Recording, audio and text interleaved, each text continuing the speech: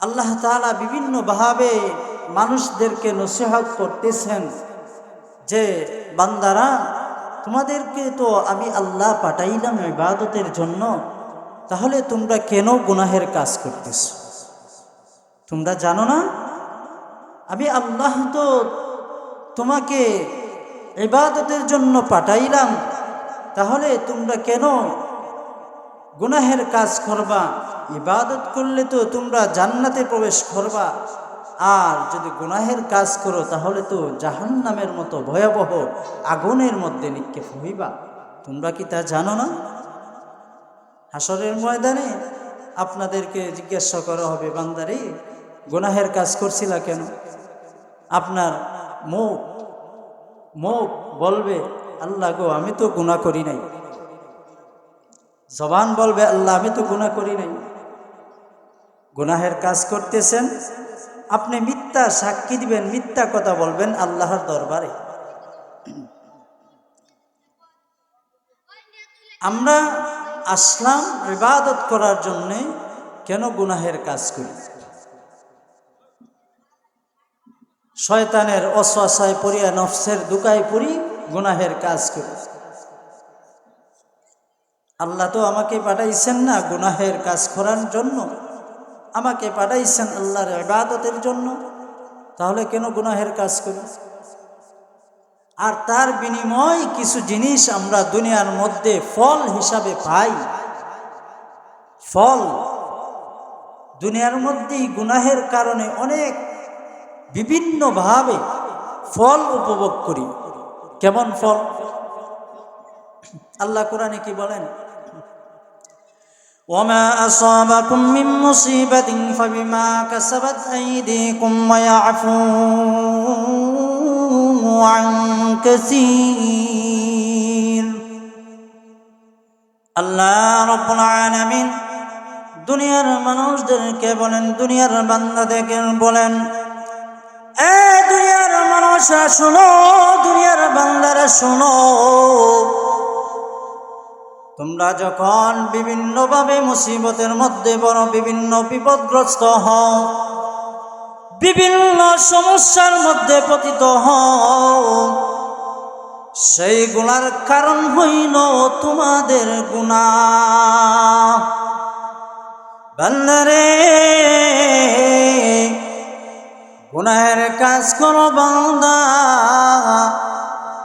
তার প্রতিফলন, তার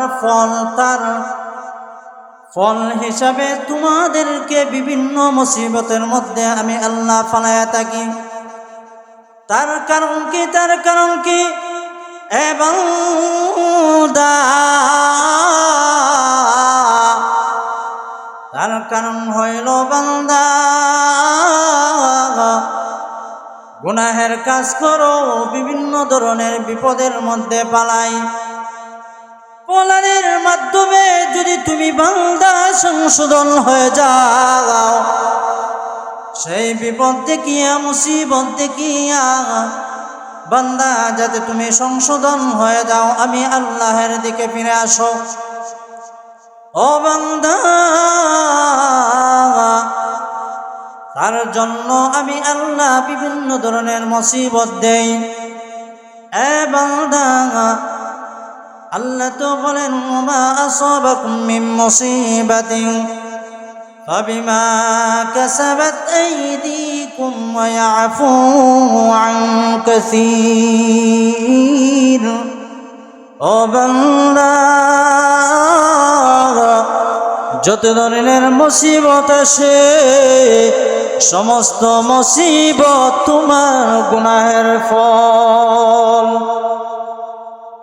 এই গুনাহের কাজ আমরা করি, গুনাহ করতে করতে অন্তরটাকে নাপাক করে ফেলি।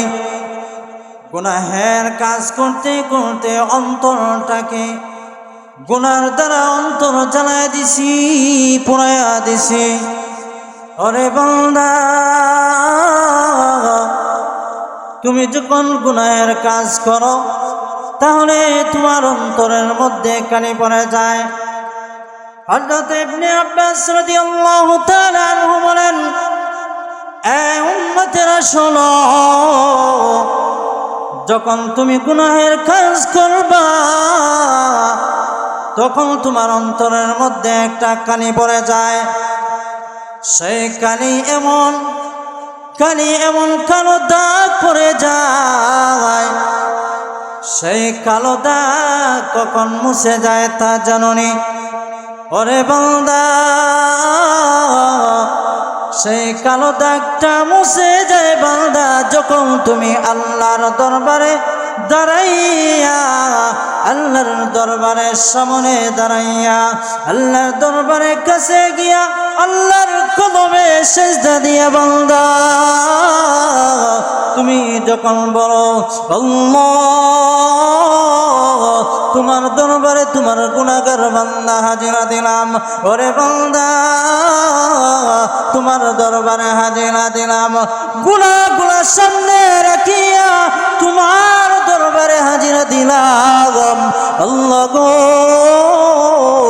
আমাকে তুমি ক্ষমা করে দাও। চোখের পানি যখন সারবা, চোখের পানি যখন সারবা, আল্লাহ বলেন ওরে বান্দা, চোখের পানি ফালাইতে দেরি হইবে, আমি আল্লাহ তোমার জিন্দেগীর গুনাহ মাফ করতে দেরি করব না।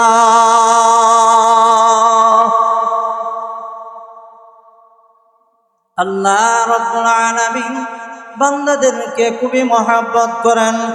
আল্লাহ কি বলেন? ওয়াইদা ফাআলু ফাহিশাতান আও যালামু আনফুসাহুম যাকারুল্লাহ ফাস্তাগফিরু লিযুনুবিহিম ওয়া মান ইয়াগফিরু যুনুবা ইল্লাল্লাহ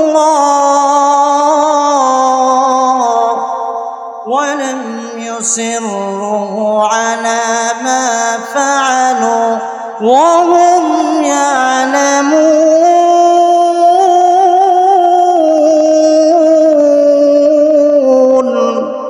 আল্লাহ রাব্বুল আলামিন বলেন ওরে বান্দা, তুমি যদি গুনাহের কাজ করো, ও বান্দা তুমি যদি গুনাহের কাজ করো, যদি নিজের উপরে জুলুম করো বান্দা, যেই বান্দা নাকি নিজের উপরে জুলুম করে, নিজের উপরে জুলুম করে নেয়, ও বান্দা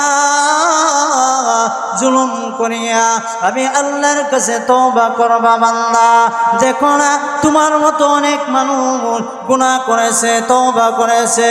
ও বান্দা, তুমি তোমার নিজের উপর জুলুম করিয়া আমার দরবারে হাজিরাটা দিয়া দিলা, আমি আল্লাহ হাজিরা দেওয়ার সঙ্গে সঙ্গে বান্দা তোমার জিন্দেগীর সমস্ত গুনাহকে মাফ করে দেই। আল্লাহ রাব্বুল আলামিন এই কথা বলার দ্বারা বলেন বান্দা, গুনাহের কাজ করবা, সাবধান গুনাহের কাজ করো না। জমিনের মধ্যে গুনাহের কাজ করতেছো বান্দা, সেই জমিন এক সময় তোমার পক্ষে সাক্ষী দিবে, বিপক্ষে সাক্ষী দিবে।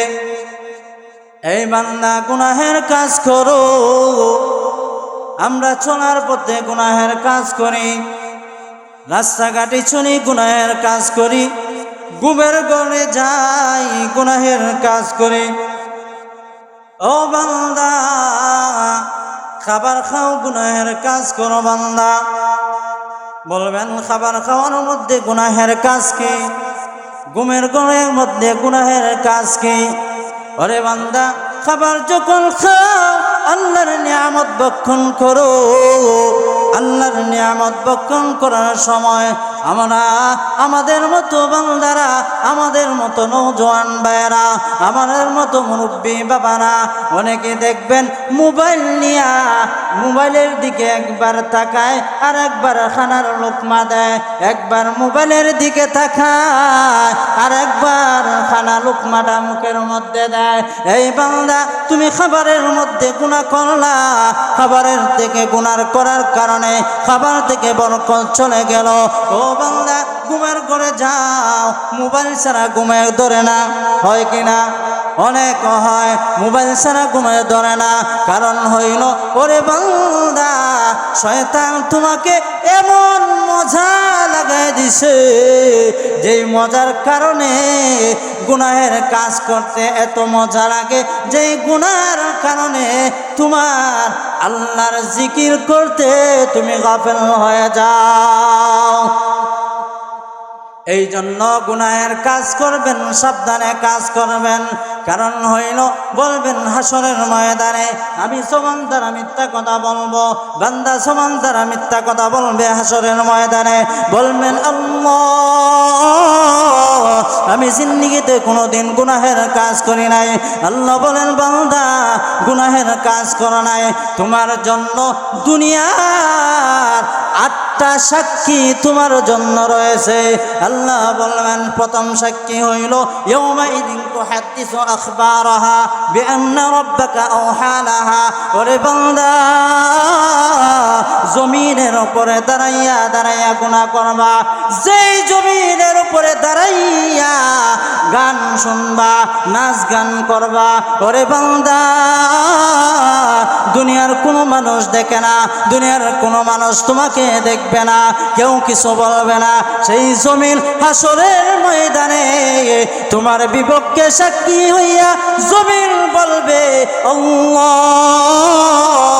তোমার বান্দা আমার উপরে দাঁড়াইয়া তোমার নাফরমানি করেছে।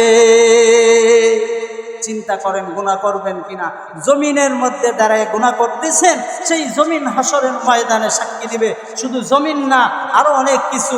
2 নম্বর সাক্ষী আল্লাহ রাব্বুল আলামিন কি বলেন? কোরআনের আয়াত, আমার মুখের কথা নয়। আল্লাহ কোরআনের মধ্যে বলেন বান্দারা তোমাদের বিপক্ষে 8টা সাক্ষী দাঁড়ায় যাবে হাসরের ময়দানে।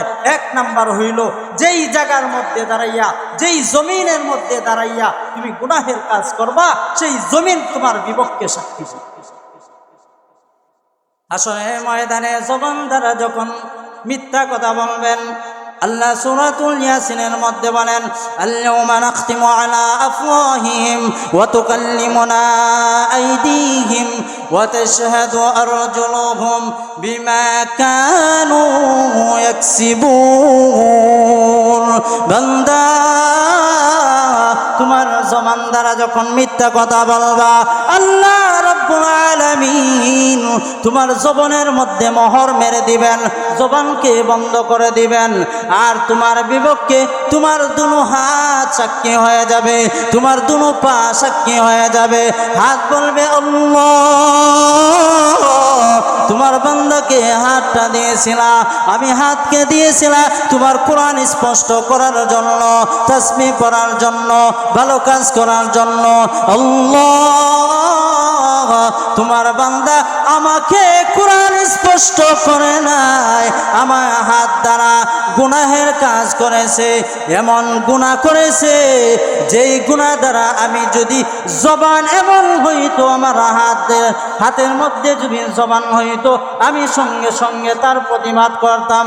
আল্লাহ আমি হাত দ্বারা গুনাহের কাজ করেছি। পা বলবে আল্লাহ পা দ্বারা গুনাহ করেছে। কিভাবে গুনাহ করেছে?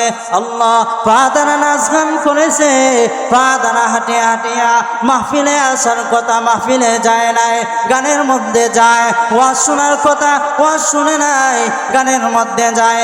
এই জন্য আল্লাহ বলেন আল-ইয়াওমা নাখতিমু আলা আফওয়াহিহিম ওয়া তুকাল্লিমুনা আইদিহিম ওয়া তাশহাদু আরজুলুহুম বিমা কানু ইয়াকসিবুন।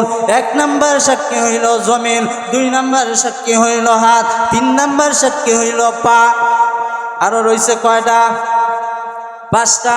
আল্লাহ রাব্বুল আলামিন কোরআনের মধ্যে বলেন, সূরাতুল হামিম সিজদার মধ্যে বলেন হাত্তা ইযা মা জাউহা শাহিদা আলাইহিম সামউহুম ওয়া আবসারুহুম ওয়া জুনুদুহুম বিমা কানু ইয়া'মালুন।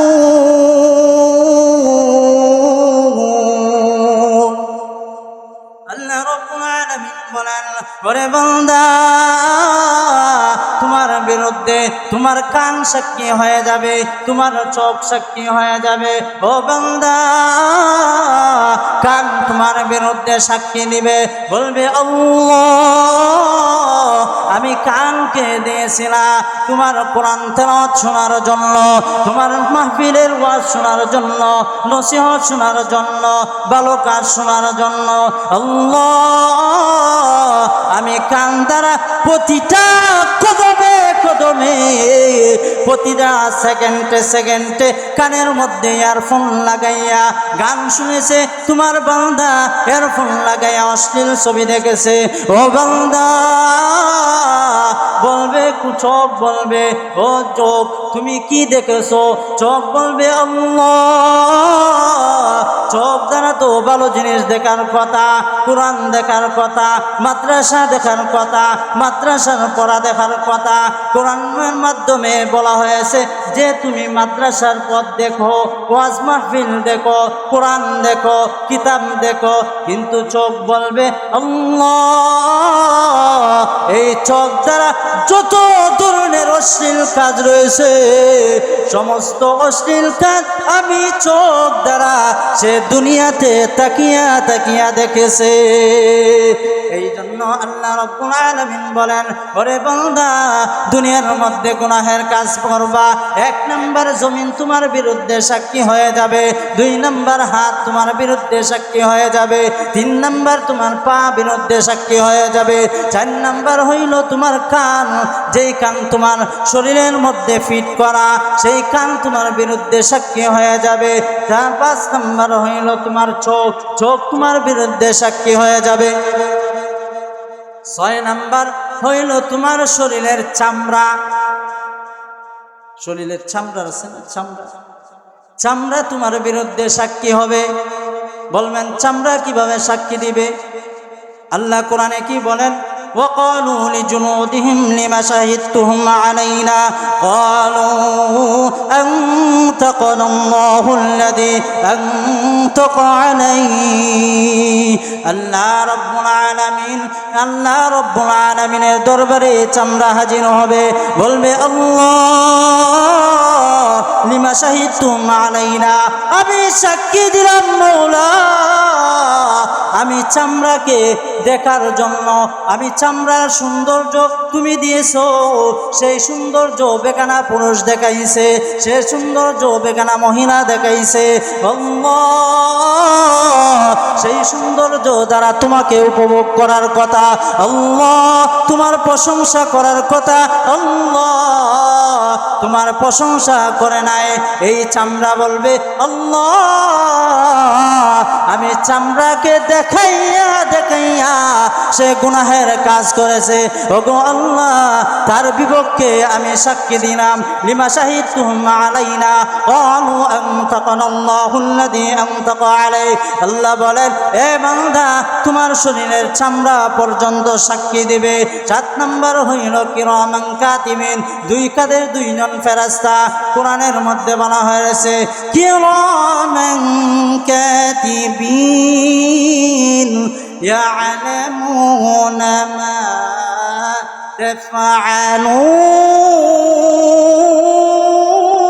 তাফআলুন।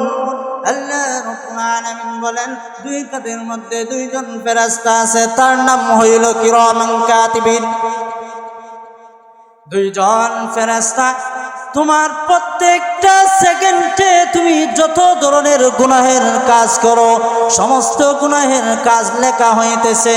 কিরামান কাতিবিন, ওনারা 2 কাত থেকে লিখতেছেন, একজন নেক লিখতেছেন, নেকির কাজ গুনাহ লিখতেছেন, একজন গুনাহের কাজ করতেছেন, গুনাহের কাজ গুনাহ লিখতেছেন।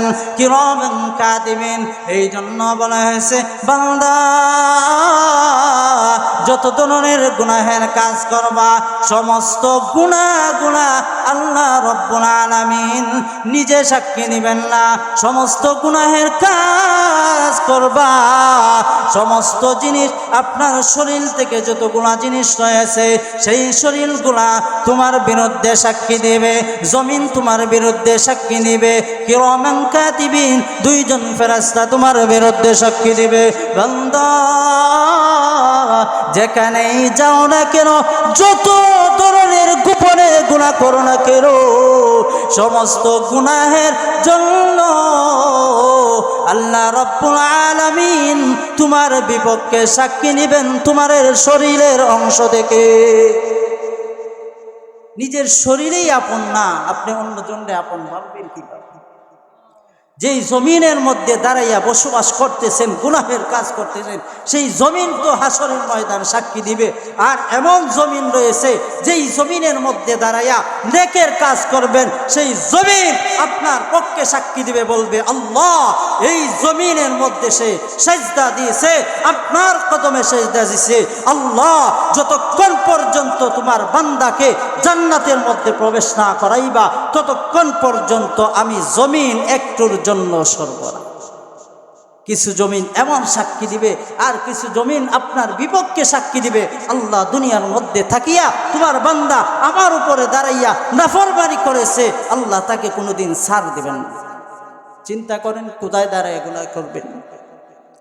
এই জন্য হযরত আয়েশা সিদ্দিকা রাদিয়াল্লাহু তাআলা আনহা বলেন, আমার তেলাওয়াত কি হাদিসে আল্লাহ রাব্বুল আলামিন বলেন, আল্লাহর নবী বলেন, ইন্নাল আবদা ইযা আতারাফা সুম্মা তাবা তাবাল্লাহু আলাইহি। প্রত্যেকটা আল্লাহর বান্দারা গুনাহগার, আর আল্লাহ রাব্বুল আলামিনের কাছে পছন্দের বান্দা হইল যে গুনাহের কাজ করে আর সঙ্গে সঙ্গে আল্লাহ রাব্বুল আলামিনের কাছে তওবা করে নেয়। সুম্মা তাবা তাবাল্লাহু আলাইহি। আল্লাহর নবী বলেন, দেখো না সাহাবায়ে কেরাম আজমাইন রাদিয়াল্লাহু তাআলা আনহু কেমন গুনাহকে কেমন ভাবে নিছেন। আল্লাহর নবীর সাহাবীরা বলেন, এ দুনিয়ার মানুষেরা শুনো, আমরা তো ভাবি যদি কেউ গুনাহের কাজ করেছে, একটা উপমা দিছেন। এই উপমাটা হইল, আল্লাহর নবীর সাহাবীরা বলেন, কোন এক জায়গার মধ্যে এমন বিরাট একটা পাহাড়, যেই পাহাড়টা ঝুলন্ত অবস্থায় আমাদের কাছে এমন মনে হয় পাহাড়টা এই বুঝি পড়তেছে, পাহাড়টা এই বুঝি পড়তেছে। এমন হয় কিনা, অনেক দেখবেন দোলানঘর রয়েছে যেটা নরবরে গড়গুলা নরবরে, যে বোঝা যায় এখন নাকি পরে যায়, এখন নাকি পড়া যায়, ভিতরে একটা ভয়ভীতি সৃষ্টি হয়। আল্লাহর নবীর সাহাবীরা বলেন, যদি কোনো গুনাহের কাজ হয়ে যায় আমরা সঙ্গে সঙ্গে তওবা করে নেই। কারণ হইল, যদি শেষ গুনাহটা অবস্থায় আমার মালাকুল মউত চলে আসে, তাহলে আমার জীবনটা বরবাদ হয়ে যাবে। আল্লাহর নবী হযরত আম্মা জান আয়েশা সিদ্দিকা রাদিয়াল্লাহু তাআলা আনহাকে বলেন, ইয়া আয়েশা ইয়াকি ওয়া মুহাক্কারাতিল আ'মাল ফা ইন্না লাহা মিনাল্লাহি তালিবা। এ আয়েশা, সাবধান সাবধান হয়ে যাও, কারণ হইল সামান্যতম গুনাহের কাজটা করো না। সামান্য গুনাহটা যদি করো, তাহলে সেই গুনার কারণে আল্লাহর দরবারে জবাবদিহি করতে হবে। এখন চিন্তা করেন আমরা কি পরিমাণের গুনাহ করি, কি পরিমাণের গুনাহটা আমরা করি। গুনাহের শেষ নাই। গুনাহ করছেন, তার জন্য ওষুধও রয়েছে। গুনাহ করছেন, ওষুধ রয়েছে। তো ওষুধের কথা বলবো। আল্লাহ রাব্বুল আলামিন বলেন, ওরে বান্দা, তুমি যখন গুনাহ করবা, লা তাকনাতু মির রাহমাতিল্লাহ, সাবধান সাবধান, আমি আল্লাহর রহমত থেকে নৈরাশ হইবা না। ফাকুলতু আস্তাগফিরু রাব্বাকুম ইন্নাহু কানা গাফফারা। আল্লাহ রাব্বুল আলামিন বলেন, বান্দা